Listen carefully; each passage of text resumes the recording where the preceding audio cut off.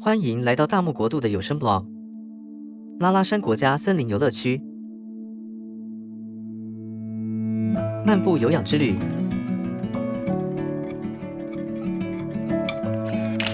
再次摊开拉拉山路线图，大漠今日要将漫步有氧之旅、迷雾森林之旅、越野山林之旅、饱览巨木之旅一次走完。漫步有氧之旅不只适合老人、小孩，还非常适合用来热身。小知识：岩石风化。路上还有岩石风化的小知识可以学习。风化的岩石虽然有助于植物生长，但好像也助于植物跳芽，山壁看起来光秃秃的。眺望之桥，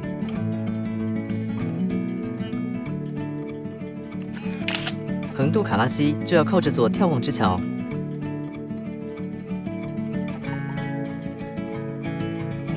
卡拉西上游处有个小瀑布，小桥配上流水，令人感觉惬意。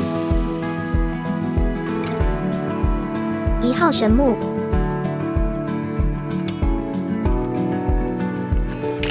要开始计数咯。1号老爷爷好。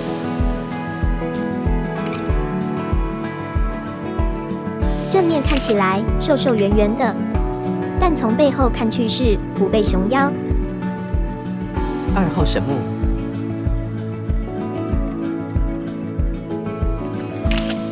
神木被大漠快速路过了，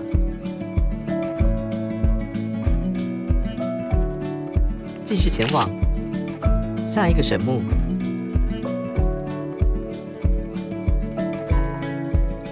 前面的大树有着神木的身材，但太年轻了，没有被列入名册中。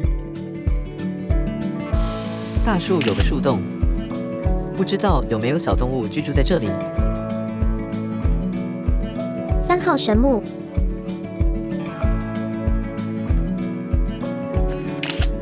神木到了，好多人要与它合照。3号神木是漫步有氧之旅上最粗壮的一棵神木。小知识：通草。原来纸也可以用草做出来。大漠以为这是树的专利。通草的庐山真面目就在立牌一旁。4号神木，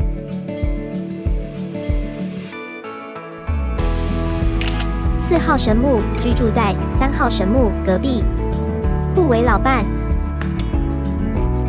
迷雾森林之旅，卡拉西。顺着卡拉西支流上行，展开迷雾森林之旅，寻找沿途的5棵神木。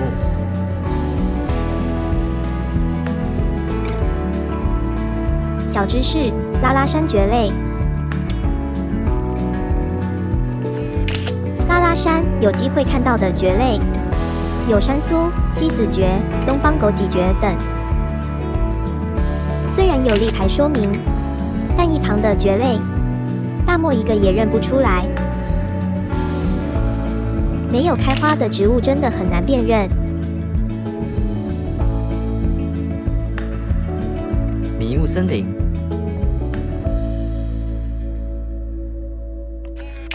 虽然有楼梯可以走，但是看不到尽头，还是令人感到一阵累。还好一旁是溪水，不是一堆植物，看上去不会太单调。抬头看去，似乎真的有在迷雾森林的感觉。5号神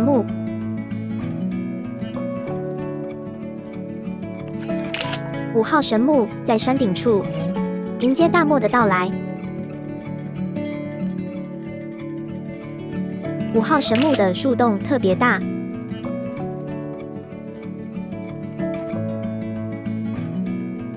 跨越小小的卡拉西支流。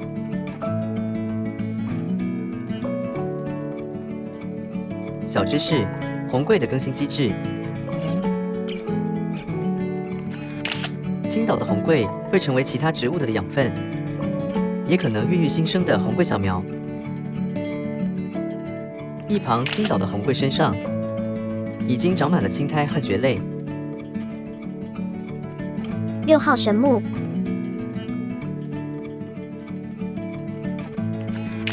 前往6号神木的路是个小小下坡，可以稍微休息。找到6号神木了。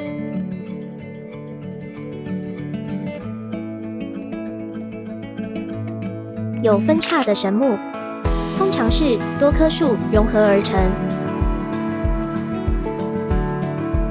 6号神木的后背看起来也相当粗壮，而且长得还非常高。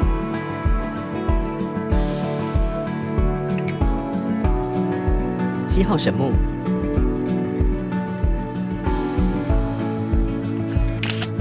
神木比其他神木年轻了100岁，所以瘦了不少，但长得依然长得非常高。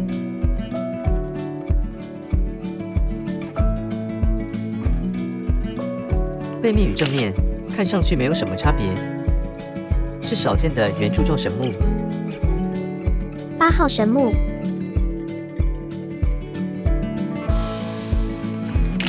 ，8号神木因为长太高，被雷劈到了。如果它没有被雷劈，会长得多高呢？这超级粗壮的树根好像是8号神木的，难怪可以长得那么高。9号神木，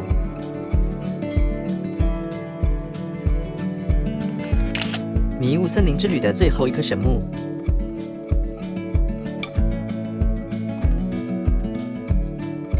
确认是9号神木无误。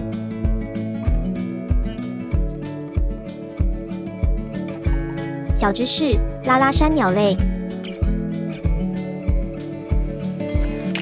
认识完拉拉山上的蕨类，现在来认识一下拉拉山上的鸟类吧。结果没有看到半只鸟，大家都躲得很好。迷雾森林尾段，迷雾森林后段，地势比较平缓，可以慢慢走。会带会的越野山林之旅，保留体力。下山时还是由卡拉斯作伴。红桂更新机制案例：一开始大漠还以为这是引水的管线，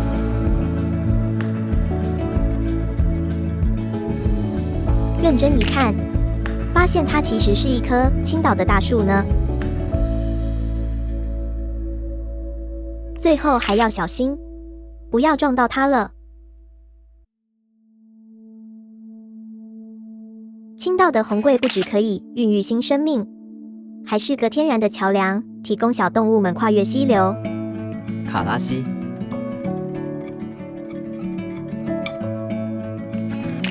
翠绿的卡拉西，非常的护眼。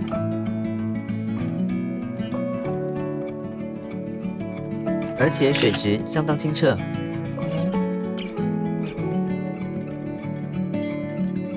越野山林之旅，要依照编号顺序寻找神木的话，现在就要爬上楼梯，开启越野山林之旅。10号神木，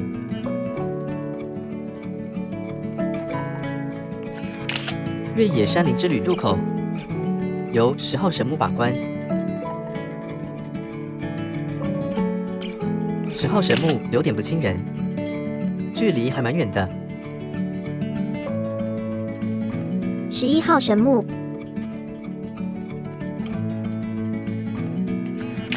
再往前走20公尺，就可以见到11号神木。接下来要正式开始越野山林了。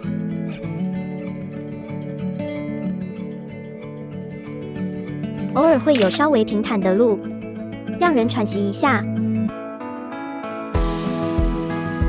12号神木。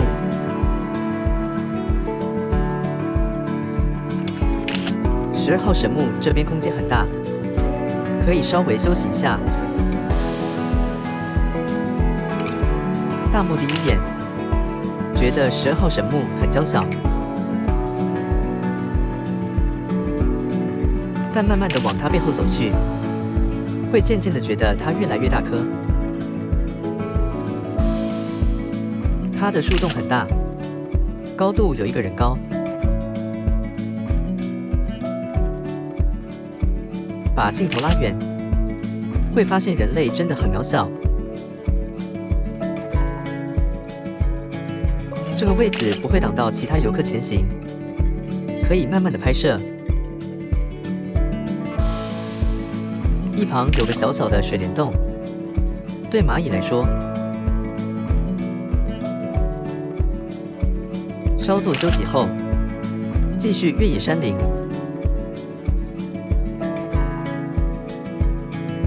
很特别的树根。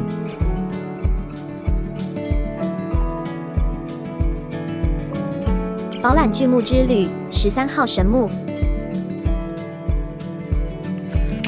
饱览巨木之旅入口由13号神木看守。这里要依照神木编号顺序走，不然会走到管制区。确认是13号神木无误。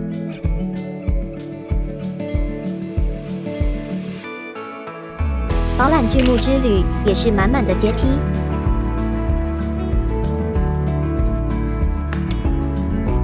好可惜，如果没有断裂的话，这棵大树应该有机会成为神木。神木14号。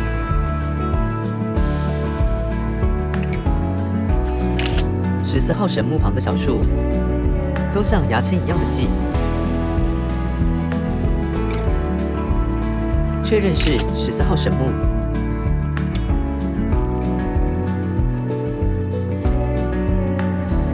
14号神木长得超漂亮，几乎是笔直圆柱身材。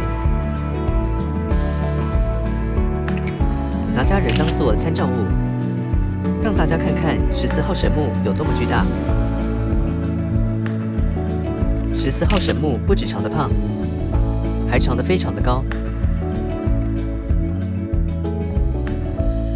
没有了参照物，就很难想象它有多高大。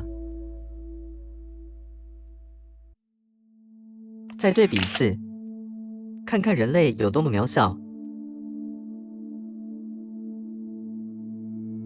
继续往前走，遇到了3张天然的椅子。继续往深山里头去。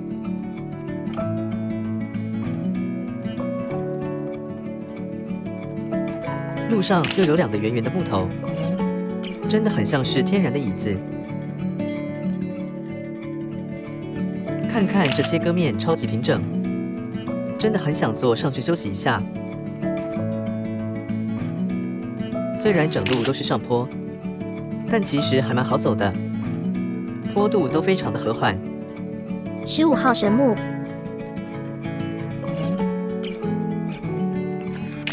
15号神木在1993年就倾倒了，无缘可见。不过大漠在附近发现一棵超像鸡爪的树，抬头看看，看会不会看到鸡屁股。16号神木。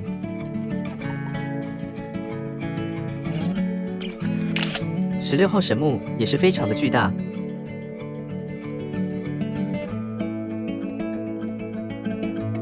大漠发现饱览巨木之旅上的神木，比前面的都还大颗呢。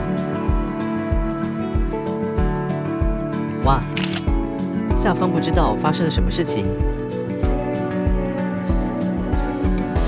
横波卧龙，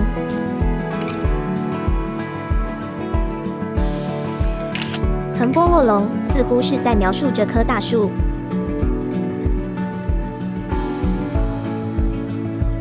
它横躺的模样，有如卧龙一样。它这么一躺，躺出了横波卧龙这个地标。大漠觉得这里有如仙境，大家一定要在这停留，好好欣赏一番。卡拉西，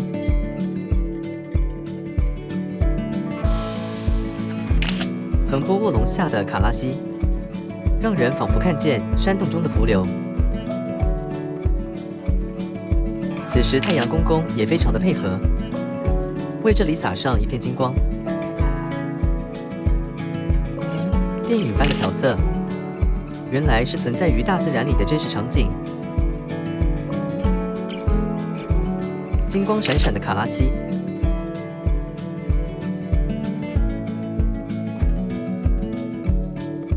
看上去真的很漂亮。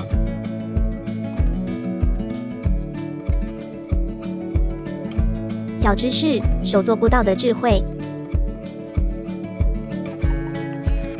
这段步道曾经因为神木的倾倒被掩埋，因为没有机具可以来到此处，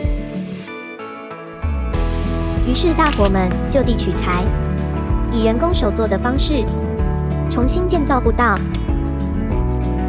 23号神木就是那棵倾倒神木。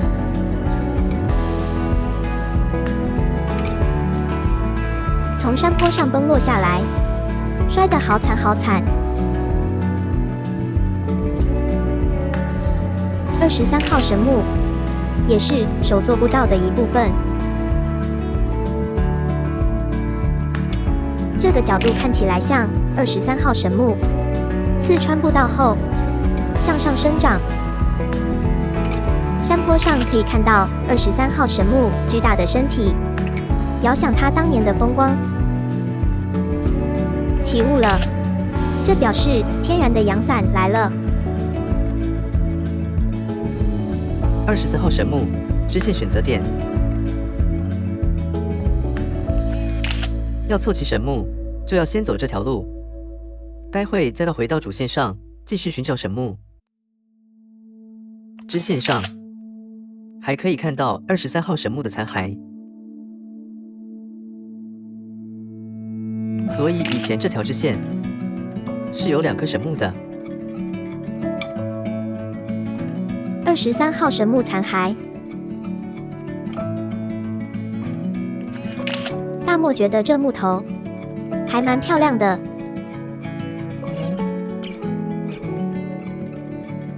如果可以带回家，应该是漂亮的装置艺术。24号神木，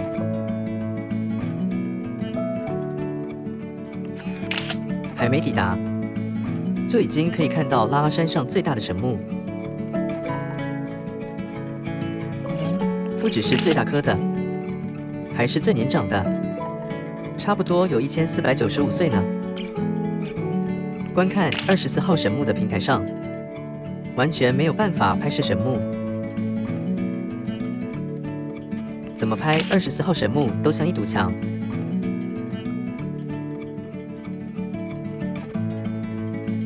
所有神木都难以入境，但至少看得出来是树。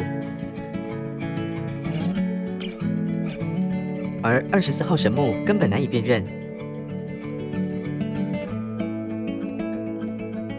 小知识：失落的树瘤。树瘤的产生，就像人受伤后产生结痂一样，只是不会脱落。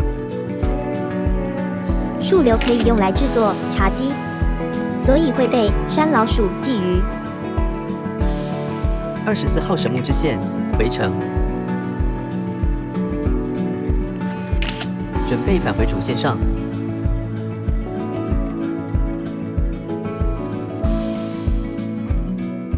山坡上发现卷成麻花卷状的树根。山坡上的岩石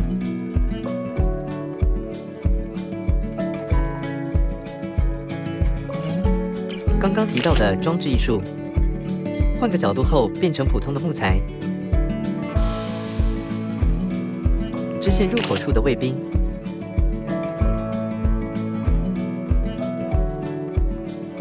巨木之旅返回主线，重返主线。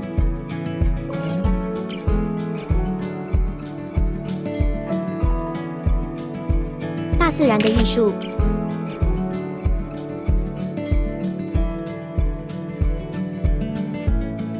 路上堆积着木板，不知道要建造什么。大树横行霸道的生长，结果就是被锯断。看上去应该还蛮大棵的。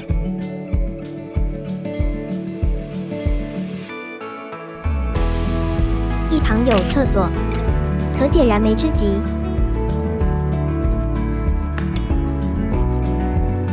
上完厕所，休息完，继续出发。小小的爬坡，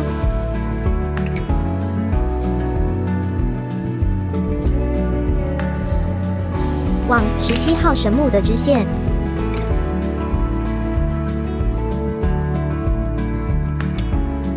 大漠打算先去看18号神木，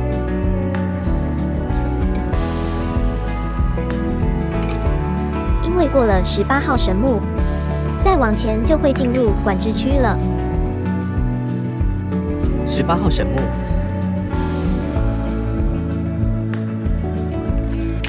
，18号神木的年龄排名第2，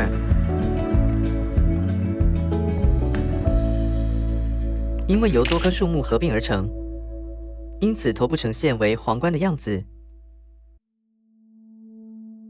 依皇冠的角来算，看起来至少有6棵树哦。路人说看到18号神木牌子后，再往前走一段，可以看到整棵神木，非常壮观，一定要亲自去看看。达官亭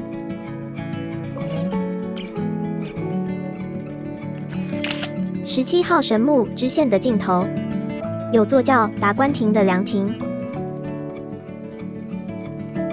早上有下雨，椅子都湿湿的，不能坐着休息，感到有点难过。17号神木，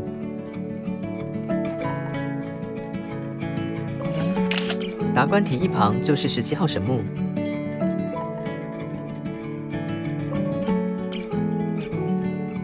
看完17号神木后，就要折返回去了。越野山林之旅，回到神木13号后，大漠选择把越野山林之旅后半段走完。山林野菇，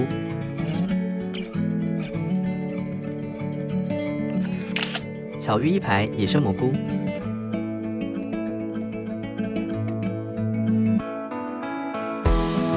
小小的超可爱，如果近日没有下雨，还没有机会看不到呢。幸运越野山林，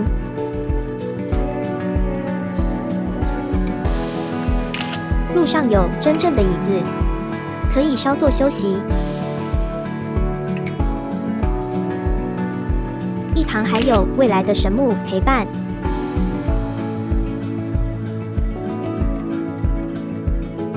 继续前行。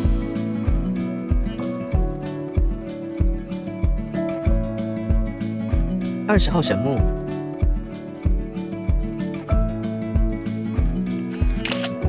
神木至少由7棵树木集结而成，还没完全融合完成，外表还可以看到每棵树的模样。21号神木，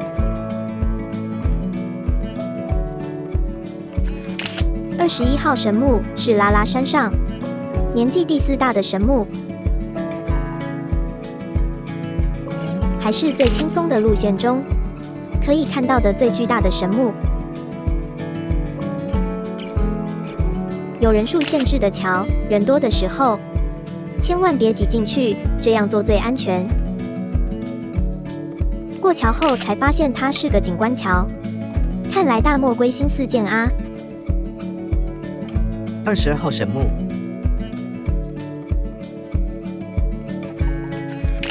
本次旅程最后一颗神木到了。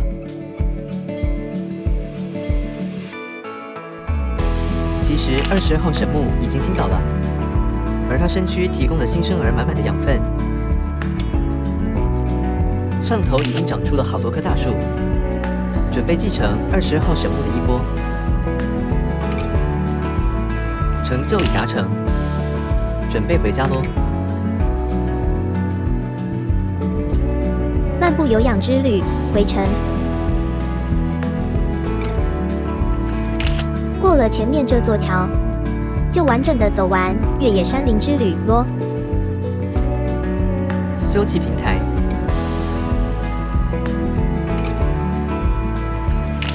回到4号神木旁的休息平台。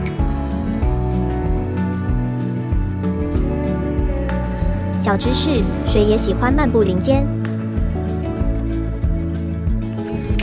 桥的一旁还有小知识可以学习，上头说明着卡拉西的水循环。卡拉西一路都陪着我们。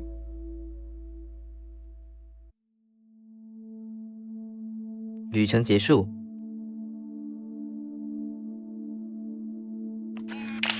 旅程真的结束了，即将回到游客中心。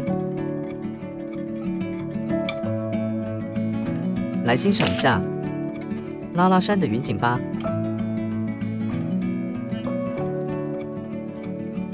这次没有云海可看，因为天气太好了。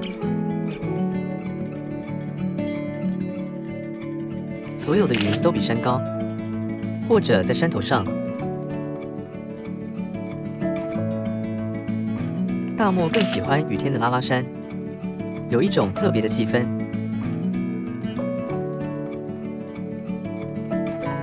如果喜欢大漠的频道，按赞、订阅、开启小铃铛。